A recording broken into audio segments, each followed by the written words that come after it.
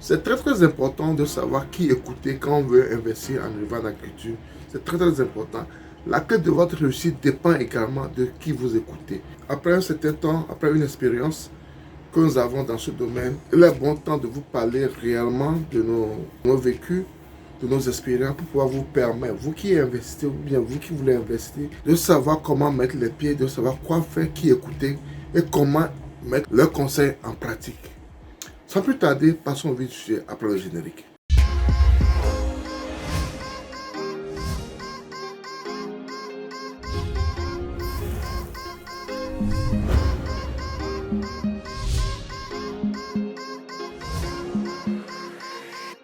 Si tu m'écoutes pour la première fois, mon nom c'est Sabi Aliati.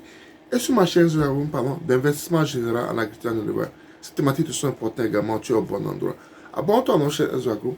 Clique sur la cloche de notification pour ne pas rater nos vidéos à chaque fois que nous en publions. Ensuite, partage-le au maximum pour qu'elle puisse atteindre un grand nombre de personnes.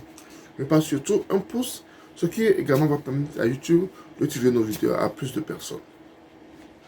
Aujourd'hui, je vais parler de deux cas, deux choses qui me sont arrivées dans mon aventure d'agriculteur, d'éleveur et autres.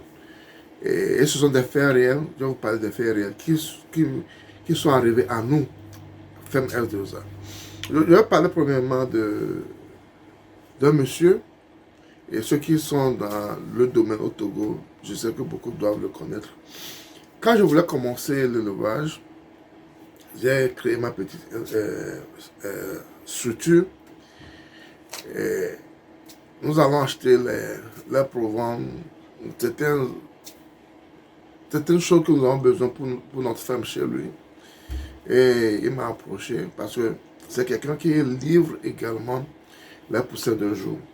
Il m'a approché, il m'a dit, ok, on peut travailler ensemble. Je te livre certains poussins à ce prix.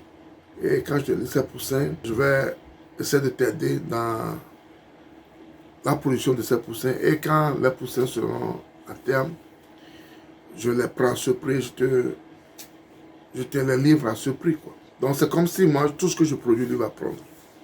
Donc, fort de ces encouragements, fort de ce qu'il me disait, on a augmenté la quantité qu'on devait prendre.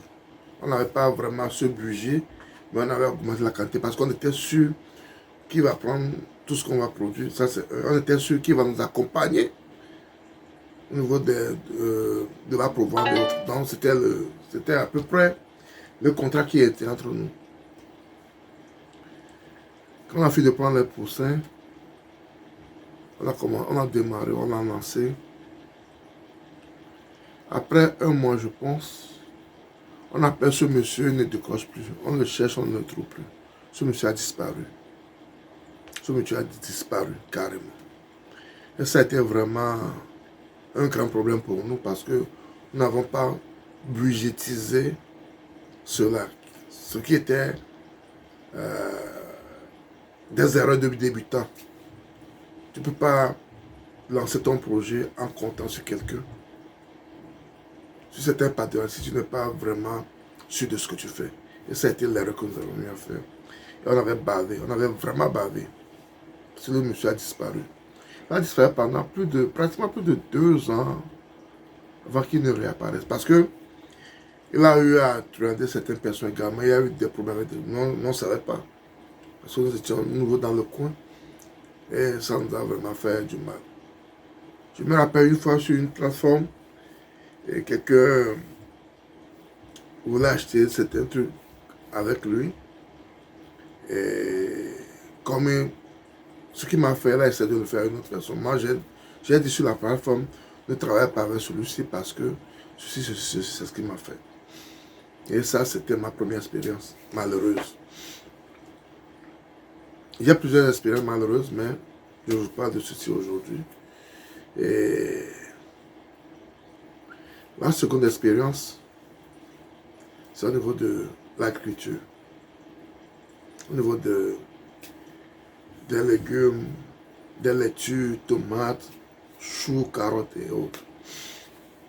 J'ai un ami de longue date qui est rentré dans mon e-boss. Il causait avec moi, il dit, oh Sabi, tu sais, j'aime bien ce que tu fais. Et j'ai une dame qui achète ces produits, les légumes, tomates, piments, carottes, choux, laitue. C'est son travail, c'est ce qu'elle elle va dans les fermes, elle achète ça, elle commercialise ça. Donc elle livre ça aux hôtels et autres. Que c'est un business qui marche très bien. J'étais vraiment... j'étais content pour ce business. Et il disait, parce que ce monsieur, il est dans les ONG. Je mettais son nom également. Il est dans les ONG, il est venu me voir. Et même il m'a proposé des semences. Il va nous accompagner, il va nous aider à faire nos planches et produire ce qu'on doit produire. J'étais trop content, le jeune est content, je suis content. J'ai envoyé l'argent, il a acheté les semences, il est venu, il nous a fait les planches, il nous a aidé à faire les pépinières, on a fait le repiquage, tout ça. Donc, quand on a fait ça, pour les laitues, les choux, les carottes, quand on a fait ça, il venait de temps en temps nous suivre. Maintenant, quand on s'approche des récoltes, on a dit de nous mettre à côté avec la dame. Il dit aujourd'hui, il dit demain, il dit après-demain. On ne trouve jamais la dame. Et on ne commence pas à s'inquiéter. À force de le poster, de le pistonner, il nous disait que lui nous a aidé à faire la production. C'est à nous de trouver les marchés, les clients. Il ne nous parle même plus de cette dame. Il ne parle même plus de cette dame. Donc, on a investi sans avoir le marché. On a investi parce qu'on croyait, on comptait sur quelqu'un. On ne connaissait même pas le marché.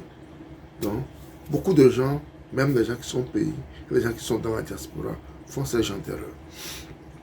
Et je ne veux plus que tu fasses ces genres d'erreurs dans cette nouvelle année 2026. Je ne veux plus que tu fasses ces erreurs en 2026. Si tu veux vraiment investir en agriculture, en élevage, fais tes propres recherches. Trouve tes propres marchés. Et là, tu es sûr de l'écoulement de tes produits. Même des fois, tu trouves tes marchés. À la fin, il y a des problèmes. Imagine quelqu'un qui te vend des rêves, comme on m'a vendu des rêves au niveau des poules, Goliath, et comme on m'a vendu des rêves au niveau du maraîchage. On n'a eu que nos yeux pour pleurer. On a perdu cela. Nous étions à... Le marché, bon, c'était... On a essayé, mais ce n'était pas ça. Parce qu'on n'était pas préparé pour ça.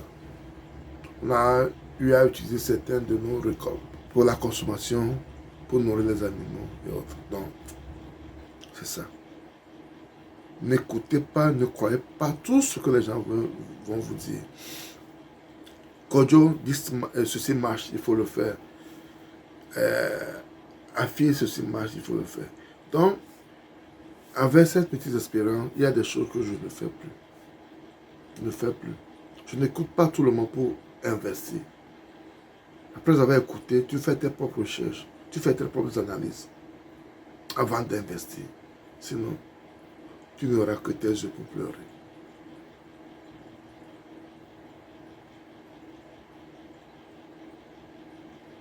C'est ce que je tenais à partager avec vous ce matin pour vous aider, pour vous armer, pour vous mettre de puce à l'oreille et savoir ce que vous faites.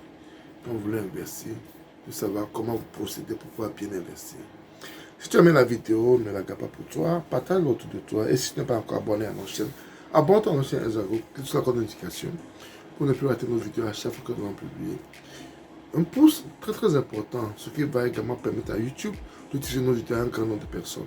Parce que nous avons besoin d'avoir une communauté forte pour pouvoir faire passer ces genres de messages, pour pouvoir aider les gens à savoir où ils mettent les pas, à savoir qui écouter et comment les écouter. À bon entendeur, salut.